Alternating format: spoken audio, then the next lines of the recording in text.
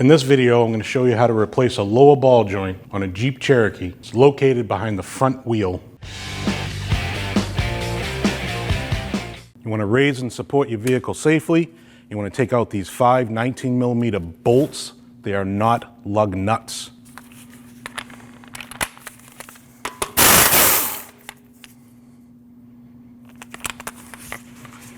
I'll put this back in by hand a little bit so the wheel doesn't fall off when you take that 5th one out.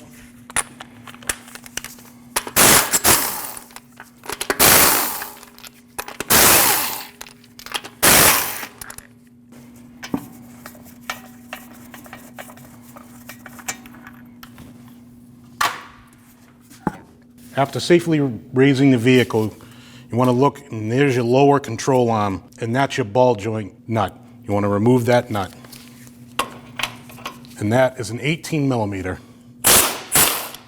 If you don't have a lower control arm removal tool, you can use an exhaust clamp.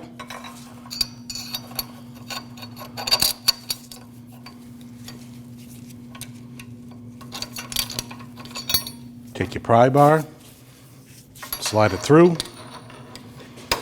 pull down.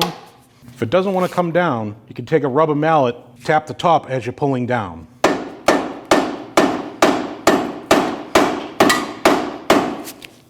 Pry down on that lower ball joint, push it aside.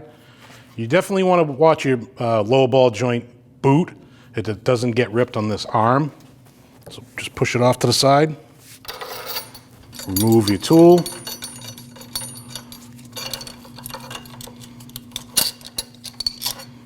Before you take your axle nut off, you see right here where it's peened over. You really don't want to loosen that up because then it's going to ruin the threads. So if you take a punch, stick it in, just tap that piece away from the threads, like that, and it won't ruin the thread. Take your 36mm socket, remove your axle nut, take your caliper and your knuckle, push it off, get that axle out, put the axle off to the side. Once you get your axle out of your knuckle, you can take a bungee cord and just pull it off to the side. That way it's not in your way. You want to remove your brake hose from your knuckle. That way it'll give you a little bit more room. Little tech tip for you, if you take a piece of wood and put it up against the knuckle in the lower control arm, it'll stay out and it'll give you some room, so now you can remove your ball joint.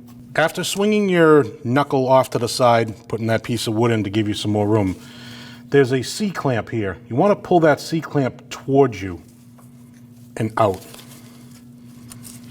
After installing your ball joint tool and getting the correct cups, you want to just tighten that up, right up to the knuckle, and get ready to press it out.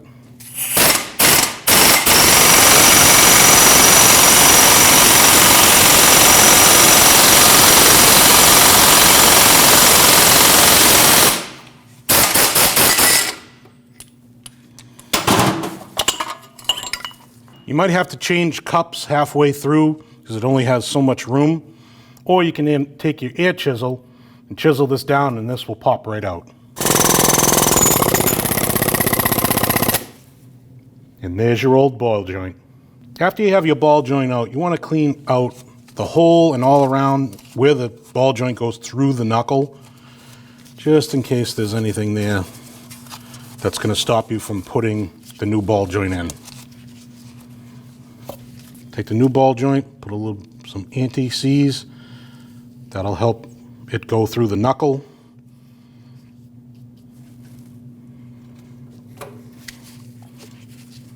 Take one of my sleeves and just tap this in just so it seats.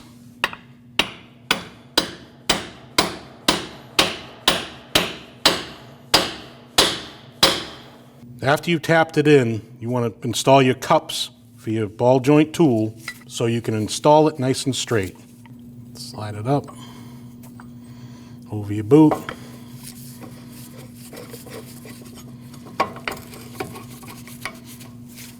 Tighten it up.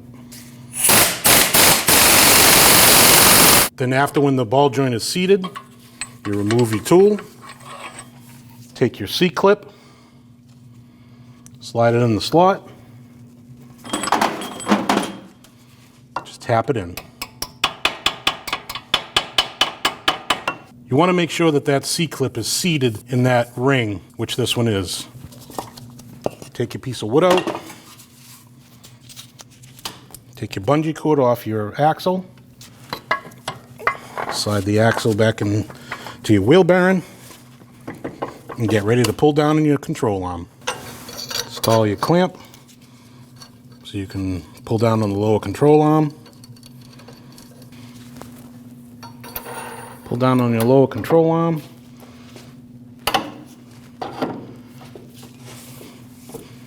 Slide your lower ball joint into your lower control arm.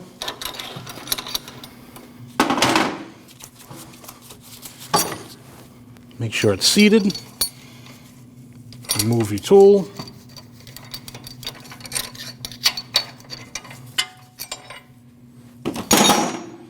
Put your new nut on.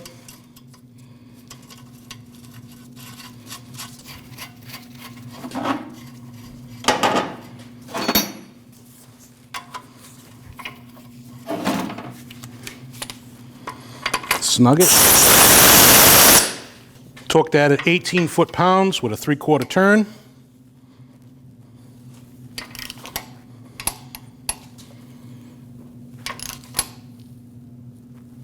Now your new ball joint is going to come with a cotter pin. So you want to put that cotter pin in. Take your cotter pin, put it through the hole. Bend it over. Just give it a little tap.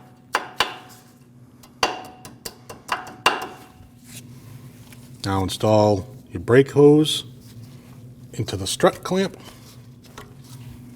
Install your axle nut.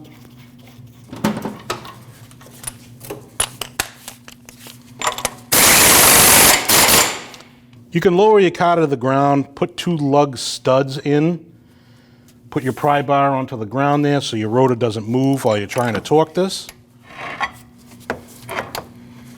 And torque that at 148 foot-pounds.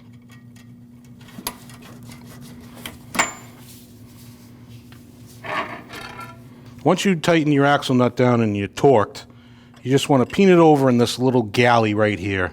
That way it doesn't back off. And for your reinstall, line up your holes. Put these in by hand so you don't cross thread.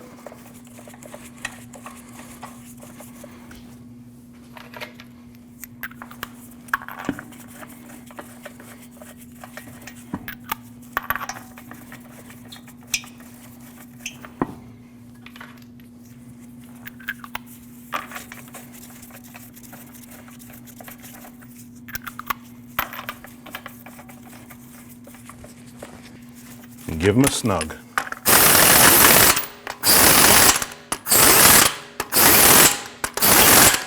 Now that we have our wheels back on the ground, we're going to torque these at 100 foot-pounds in a crisscross manner.